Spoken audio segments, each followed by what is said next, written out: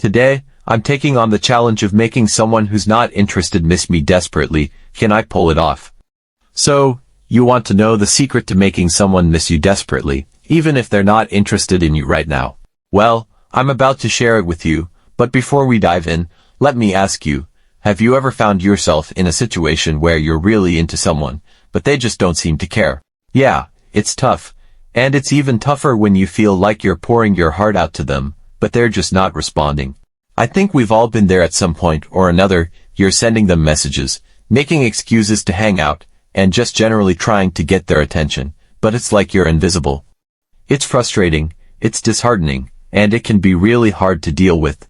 And the worst part is, you start to wonder if there's something wrong with you, if you're just not good enough, or if you're just not interesting enough. But here's the thing, it's not about you, it's about them.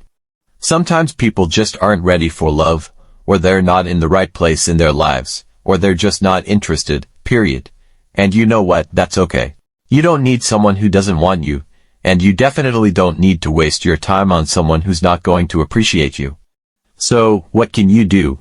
Well, that's what we're going to talk about today. We're going to explore some psychological principles and techniques that can actually create a sense of longing in others, even if they're not initially interested. And trust me, these techniques are powerful, but they require patience, self-awareness, and a willingness to take a step back and focus on yourself. One of the most powerful principles we can use is the principle of absence. When you're always available, always chasing after someone, you become predictable, and predictability is boring. But when you create some space, when you start to focus on yourself and your own interests, you become more intriguing, more mysterious, and more desirable. It's all about creating a sense of scarcity, where the other person starts to realize that they might miss out if they don't make a move. Another technique is to create a sense of intrigue, to make the other person curious about you.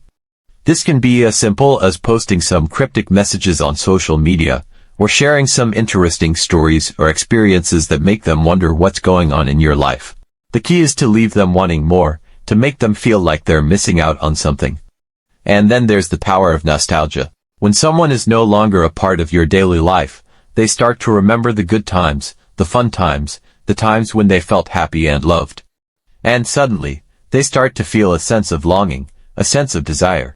They start to wonder what could have been, what could still be.